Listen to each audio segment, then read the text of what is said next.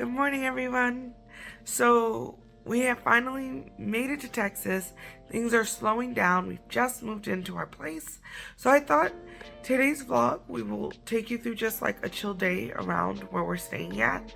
But also we will talk about how I was able to afford to study abroad in Brazil and Mexico, and plot twist, it wasn't funding for my department, and how that is directly related to the current strike that is going on across California against the UC system.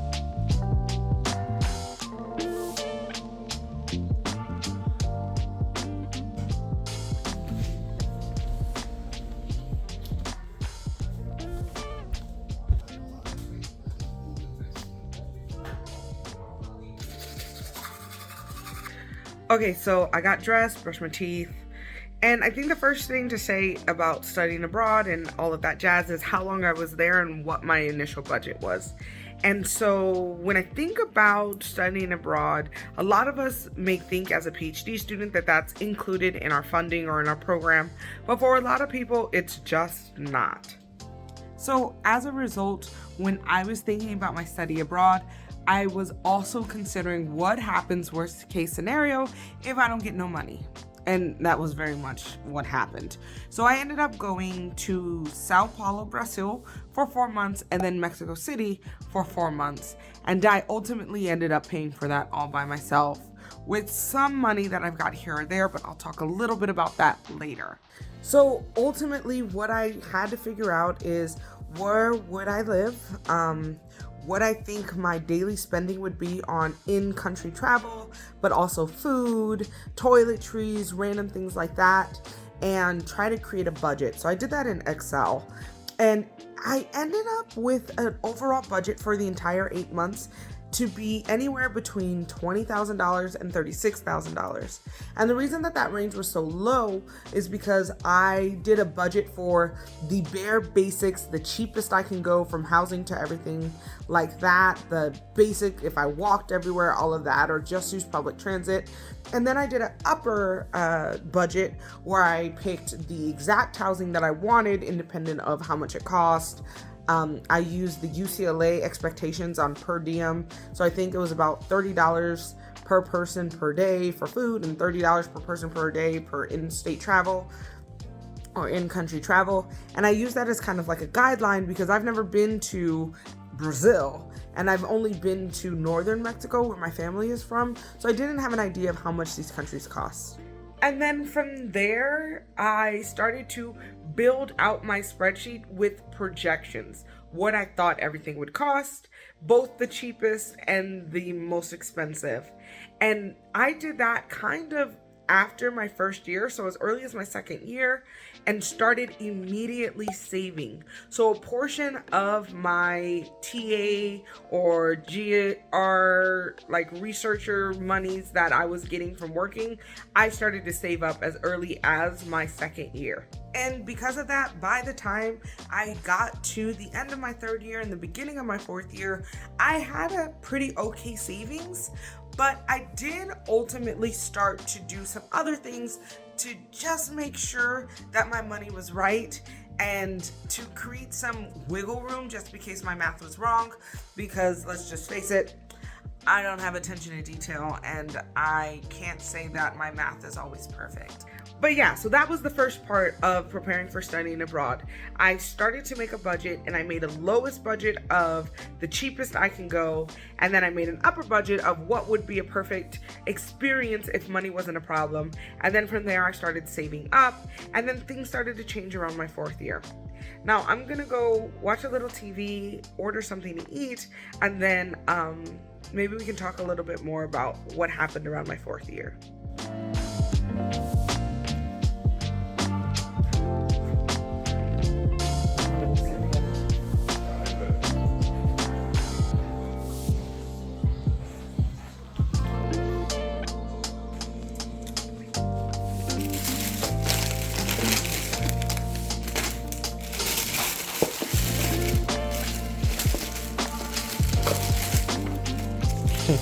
Little fruit cups.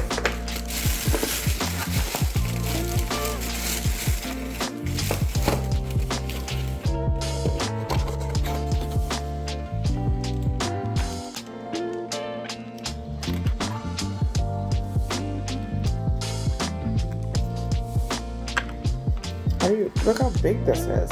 How do you eat this?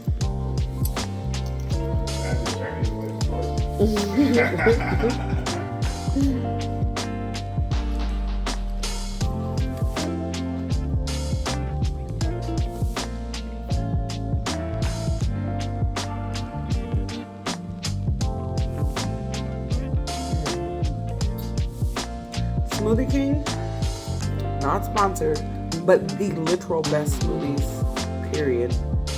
And that's all I gotta say. Okay, so then the next thing that I did was acknowledge that, again, if my math wasn't gonna be right, or if I made mistakes, then I needed backup money. So I saved up, I think, about $25,000 before I left. And then when I got abroad, I actually signed up to teach one class while I was studying abroad via like virtual learning. And then I also continuously applied to maybe 3 or 4 more grants or fellowships to help pay for anything that I would have missed. Now, this ended up being super important because as time went on, I realized there were smaller things that I just didn't consider. I didn't consider certain costs of my desire, my need to go into certain spaces or things like that. Or maybe a big one, I know I said it earlier, but I actually didn't think of this before I left, but like toiletries, buying toilet paper, soap, deodorant, and all of that jazz. Totally forgot about all of that. And so during my time abroad, I do think I had enough money, but during this last leg where we're here in Texas with our family, the funds would have been super duper tight. But luckily with that extra job and also I won one of the fellowships. It was only $6,000, but $6,000 goes a long way. I was able to make it through all of the points of being abroad with still a good amount of money left over.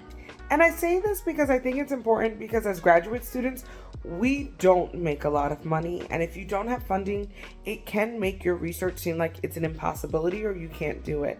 And so I was lucky enough to think ahead and to realize that I would need to save. So I had over 3 years worth of savings preparing me to go study abroad. And then when I studied abroad, I was able to work for a little bit and win a grant. But if I would have just worked and won a grant, I would have less than $13,000 to get me through the entire process of my study abroad. And that just frankly would not be enough to even cover housing in the 2 locations, let alone all the other things that I needed to do. And so if you're somebody who's interested in studying abroad and you don't have funding, I do think it's important that you start to save up as soon as possible and to prepare in that way. But okay, I'm going to hang out with Eric, watch some TV, and then I'll talk a little bit about how this strike throughout California and the UC systems is 100% connected to my funding and preparing for study abroad and all of that.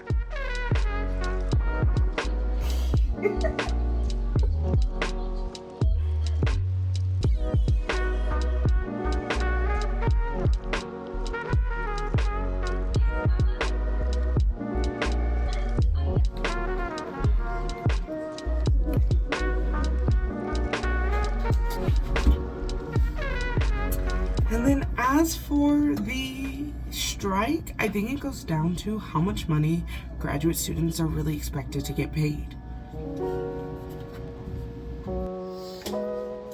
Now, I do have an entire video that talks all about how much money I make as a PhD student, so you can see what that is. But when I say that I saved money, it wasn't like I was making a ton of money to save. I was actually working multiple jobs. And that's why I think it's important to have this conversation as to how I paid for my study abroad, because the first 2.5 years, I worked at least 2 jobs. And then the year before I left, I worked 4. And so when we think about how realistic the pay is for graduate students to do their research, but also to live, it's really not sustainable. Which again is why this strike is so important. So as of mid-November, all graduate students across every UC campus has been striking the UC academic system to fight for quality of life and higher pay.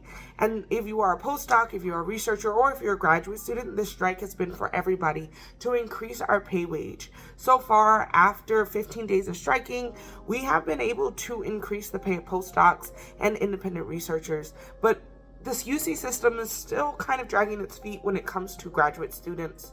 So if you are a student in the UC system, or if you're somebody who's not a part of the UC system but very invested in the equal pay or the valid pay of graduate students, you should really think about following our union to know more about our fight and to support in the best way that you can. And I will leave those links in the caption below or in the description below. But with that type of support that we're fighting for right now through the strike, I would have been able to afford to go abroad much easier in a much more sustainable way. Nobody should have to work multiple jobs as a grad student to be able to survive and to live. In addition to, if part of graduating or doing your grad work is to study abroad. So if that interests you, please make sure you support in any way you can. If you're interested to know more about my study abroad, watch this video next, and I will see you next week. Thank you for watching.